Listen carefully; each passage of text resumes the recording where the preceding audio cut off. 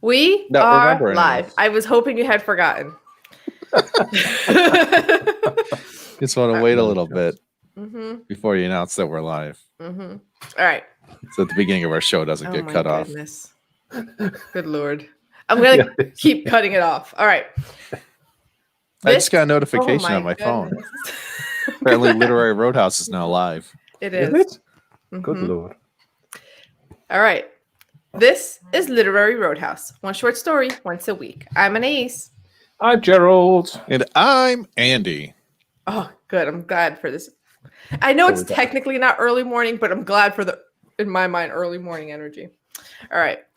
So this week we discuss Where the Lemon Trees Bloom by Evan S. Connell. Bloom, right? Not grow. I keep wanting to say grow, but it's bloom. By Evan S. Connell. If you haven't read the story yet, there's a link in the description. Read the story, then come back.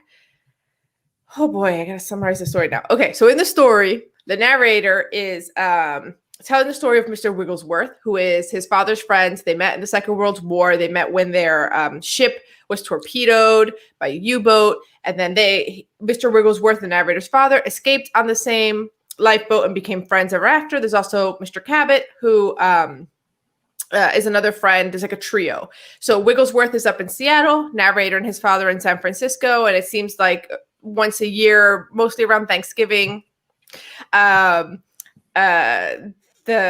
Mr. Wigglesworth comes down to Seattle. Cabot comes over as well. I guess he's also in the San Francisco area, and they have dinner. And Mr. Wigglesworth. But they're not supposed to do that with people outside of their household. Yeah, that's true. Yeah. The pandemic. Sorry to interrupt your summary, but that's just been really eternal. throwing me whenever I'm watching fiction lately. And it's just like, are you having Thanksgiving, by the way, Andy? I mean, yeah, with the people who live inside my house. So just you, Karina, and the cats? Brandon.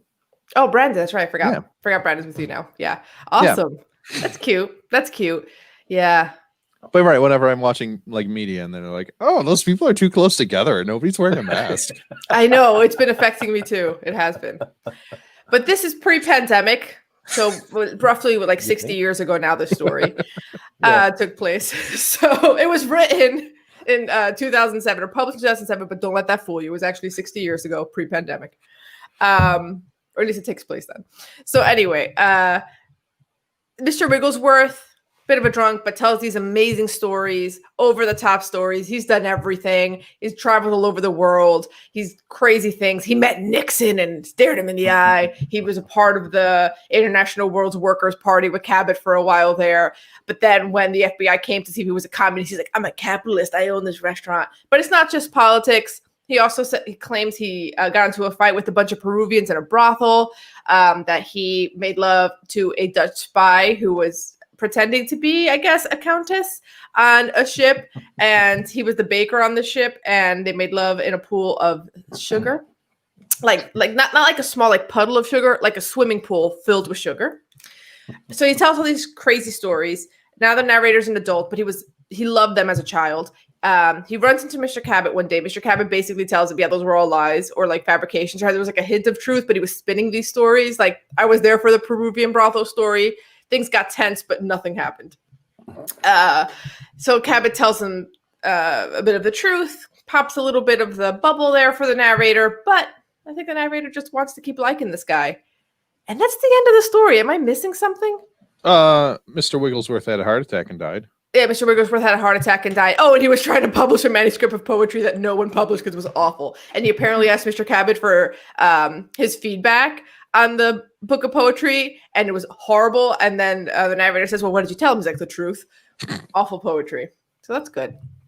Execrable. Yeah. And also apparently there was one strange part where it's like, sailors, the narrator didn't realize or didn't think about the fact that sailors are on a boat with a lot of downtime. So a lot of them do a lot of reading, and he's like surprised that Wigglesworth, whose name is Dewey Wigglesworth, was reading some like Russian novels, and then was surprised when other people had also read Russian novels. There's just something about this guy. I can understand why he's a source of fascination for the narrator. And Nixon didn't have any pupils. Yes, that was great. Nixon had no pupils. Yes. Yeah. Salisbury steak. Oh, unbelievable. Mm-hmm. You came to my restaurant because you liked my restaurant. Salisbury steak. Is that a thing? Do you guys know Salisbury steak? Yeah, from TV dinners. Yeah. Oh, Like, really? no, from the old days, the pre-pandemic days, and then some. The old days. Like I'm aware of it as a cultural reference, but I don't think I've ever had it. So, Right. so is everything pre-pandemic like the olden times now? And everyone used to dress differently. The before times. The before Yes. times. It's been going on for 60 years, as we've already established on this podcast. Okay. Yeah. I was born into the pandemic. I don't remember a time when I wasn't. Yes, it seems a bit like that. Yeah. And over here they keep talking about things are going to get back to normal, and you can visit your family. No, I'm not doing that. Also, Andy, you'll like to know, and also, I guess now all of our listeners can judge me. I'm technically breaking policy just a tiny bit. It's just us and one other couple, so 4 people in their early 30s. We're not doing the bigger gathering or anything like that, and they live right there. So Are you self-quarantining for 2 weeks beforehand? I work from home, so yes. I have been effectively self-quarantining. Right. But yeah, and so do they. Right. Yeah. Also, you've already had.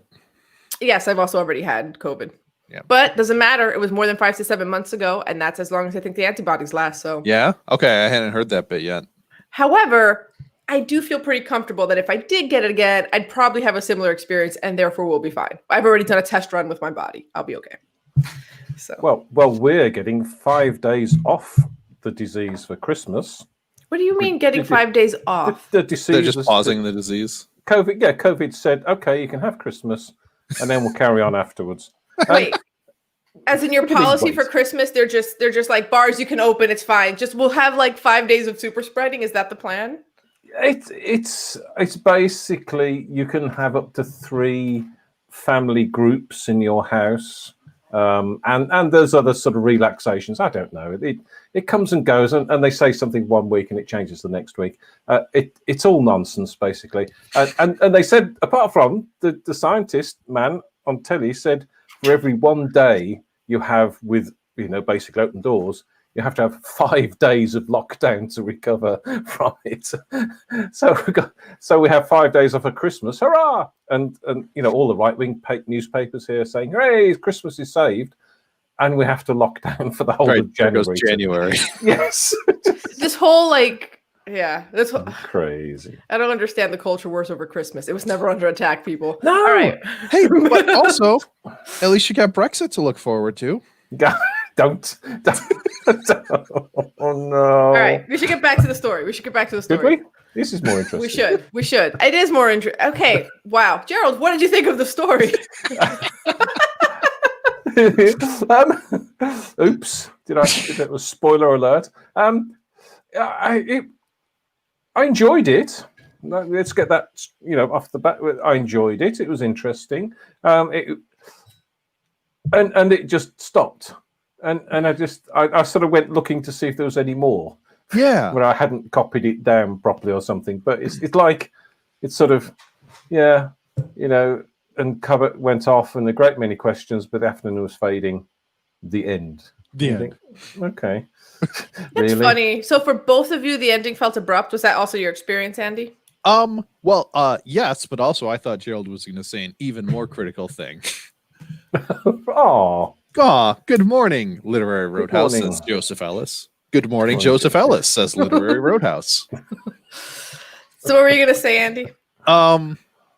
Well, first off, I would just like to say I started reading this story and saw a gentleman named Mr. Wigglesworth, and I was just delighted.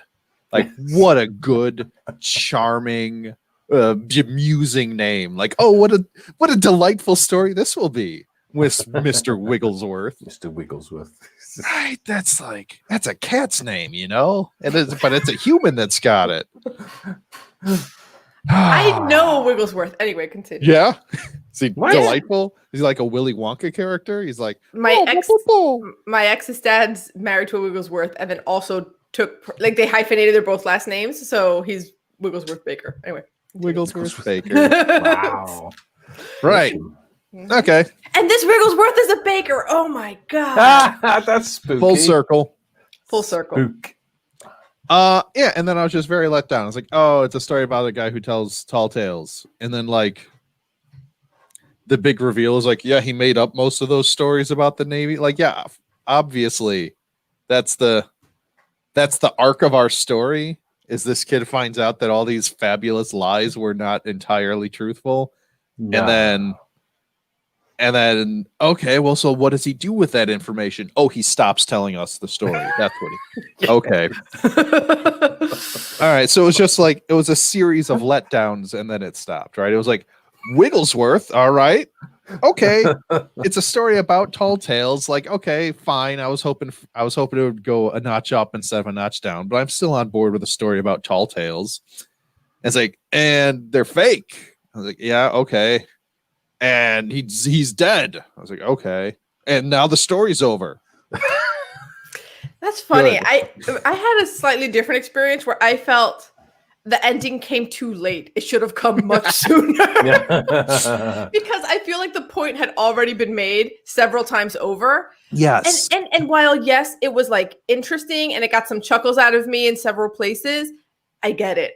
Got it. Get it. And so afterwards, I'm like, okay, maybe I missed something. So I started looking, up the story to see, because Evan S. Connell's a very well-known writer. He passed in 2013. So this was one of his later stories. I think it was 82-ish, 81, 82, 83, around there when he wrote and published this story. But he, in earlier decades, the pre-pandemic times, he has quite the bibliography. So I'm like, okay, let's read some Evan S. Connell. But then when I started looking up what other people think about this, there's this one, it can only be described as a screed. It's described as an open letter to who? No one knows. It's some guy's blog. And he just goes on like, what do we do with legends? The first like 6 paragraphs are basically like, when a legend puts out their best work and then, they know the brain is a muscle. Like, you need to read this thing. This guy's so mad about particularly this story and 4 others that came out with this story where he's just basically like, the brain is a muscle that also gets weaker over time and also get less creative over time. And then he goes through these stories and he says, this one is fatally meandering. And I was like, so this is coming from an Evan S. Connell fan. Like, he goes through, here's why all his past works were amazing. And he's like, do we have to include this in the Evan S. Connell canon or can we just pretend it never happened? This screed is kind of amazing. It's weird. It kind of reminds me of like when Star Wars fans get mad when you change something in a movie. You know how like they flip out? It's like the literary version of that. This guy's so mad that these. Well, it's a bit like when you hear that Led Zeppelin are reforming and in concert and they're really, really bad. It like ruins it for you. Yeah, this guy's has a very strong reaction to these sort of late life Evan S. Connell late life stories that came out. The screed's kind of amazing. It's again also, what's funny? He called this story fatally meandering. So is his open letter. So little irony there. which he did deliberately, obviously. Maybe, which I thought maybe was why. Maybe that was a meta thing about this story in it was like a story about yarns, about untrue yarns, and maybe this was an untrue yarn. But then where's the untrue? It's so I had the same thought, but then it's so self-contained. In order for that to be the case, now the narrator or Cabot or something else about this story, like he needs to meet Cabot like while sword fighting on some logs going down a river. You know what I mean? Like you can't just meet him randomly and be like, "Oh, you want a drink?" And he's like, "No, I can't have drink. My doctor says I can't have alcohol. I gotta have juice." Like, this is not a yarn. This is the opposite. It'd be good if he met him with the Romanian princess or whatever she was walking down the street or something, and that would be quite good. And exactly. So yes, you need to have the outside story containing the Wigglesworth story also be crazy for that meta thing to work. Quite the opposite.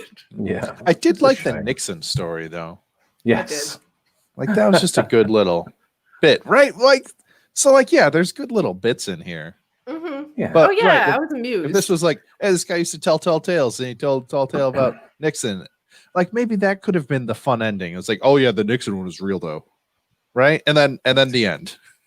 Maybe that would have been fun. Yeah. But I think what he does say is that all these stories have like a grain of truth. So I bet Nixon ordering Salisbury steak is real, but like the French cook flipping out and waving a knife around, probably not. Like, like you can kind of tell like when people elaborate stories where they elaborated.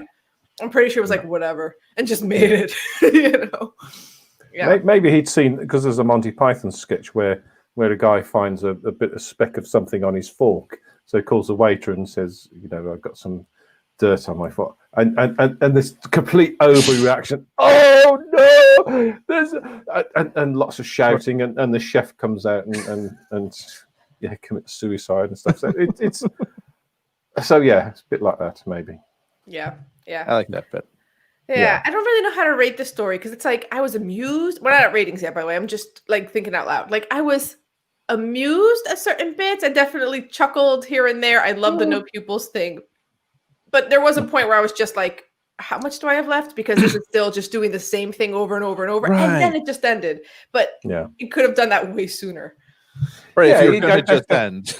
Yeah, I think he could have ended it sooner or later with some sort of clever little trickery. Right. Just not there. Just anywhere but where he ended it. Maybe what might have been cute? What if the narrator had come up with an elaborate, ridiculous, over-the-top death for Wigglesworth? Like he continues the tradition. That would have been cute. That would have been a nice little bow where he's just like, okay, this guy with these great tales can't just end this story, his own story, by having a heart attack at a post office. Like what if he's just like, what really happened was dun dun dun dun, and like that's a nice coda, Yes. Especially since the narrator was so taken with these stories. Because remember, he was just like, every time he told the Nixon story, I always hoped that the French cook would come out and attack Nixon, but he never did. So like he was always aware at a young age that there is the opportunity to keep fabricating here. Like he kind of knew a little bit. Like, why doesn't the French cook ever come out and kill Nixon? And I guess I'm doing that now. Like, why didn't the narrator change Wigglesworth's story at the end? He gets to tell it now forever, right? And the more that point that Cabot makes, like the more you tell the story over and over and over, you start to believe your own lie. I know people like that. And it's usually harmless. Like they're not doing this maliciously. It's just how they entertain. It's part of their personality. And it's so true, though. They do believe it. They're not normally president of the United States. Oh, zing, zippo. X. Sorry. Yeah. Had to do that. So it's really hard, isn't it? Because we've had stories that don't have much of a sort of below the surface thing, but it was it's cleverly written, it's nicely written, it's enjoyable, all that sort of stuff, and they've got some quite good ratings from time to time. I'm not sure about this. Well, I think it's kind of the point that the NACE's internet screed raised is this is a guy who is a very good author who knew what he was doing and is past his prime. So it's got a lot of things that look like good bits and they don't fit together right, and then it stops. I don't know. It's right, because like a lot of the little bits are like, oh, that's a nice bit. Oh, and is that going to lead to? And then it just doesn't lead to that, and then it stops. It does do the thing of making me want to read Evan S. Connell's work because I see those good bits and I'm like, oh, I'd love to see this in a story with a bit more intent, purpose, theme. What is the theme of it? Like, what are we supposed to take from this? I don't know. And while I usually do look for things to take from stories, we have also been won over by stories where there's nothing to take from it, but it was just so over the top entertaining. Just didn't quite hit that either. Right. It was amusing here and there. Also, the Screed takes an excerpt from one of those stories that he didn't like, and he's like, and also you can see what was it? Oh yeah, you can see one of Evan's other stock characters, rampant misogyny, in there. I'm like, okay, this guy. Really? Excellent. Yeah, you need to find the Screed. It's really funny. I mean, he's real pissed, but he's pissed because he's a Connell fan. Like, it's super, like I said, like Star Wars fans losing their shit online. Yeah.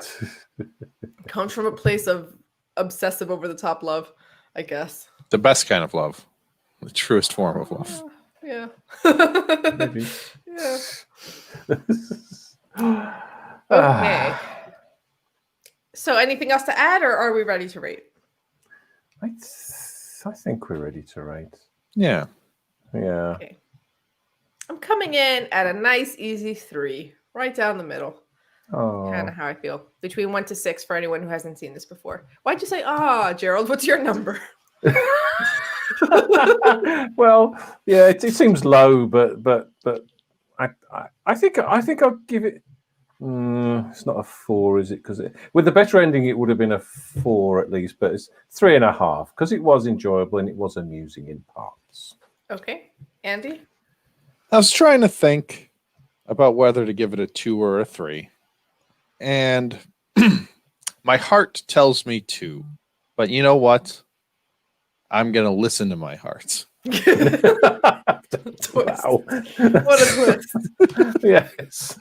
Right? Just, I don't know. It's certainly, but like by a long margin, it's not the worst thing I've read in my life or even that I've read on this show. I agree. There have been things I've read on this show that infuriated me with their terribilitude. That is the technical word. Yeah. Yeah, right. But like, I don't know. It's a little bit worse than meh, I think. It could have been meh if it had been put together. If you'd have cared more about 2. it. Yeah. Yeah. As I read the story with my boyfriend, I think his experience kind of summarizes it. The first few paragraphs, he's like, Yeah. and then like a little more halfway through, he literally went, like he was like, Oh no. yeah. Oh, He's like, all right, I get it. He's done. Yeah. Oh. Yeah. Sounds Okay. on board with Wigglesworth. Yeah. It's a great name. All right. Gerald, what are we reading next week? Next week, we shall be reading an translated Italian story, Italo Calvino, The Daughters of the Moon. Okay. But before you go, tell us your spectacular yarns in our Facebook group, the Literary Roadhouse Readers. Be like the narrator and help others enjoy the spectacle of a well-spun, alternatively true story. You can support us by leaving a review on iTunes and contributing to our podcast expenses at patreon.com/Literary Roadhouse. Every bit helps. And as always, share this podcast with the Dutch Countess rolling in your pool full of sugar. Until next time, read a good story.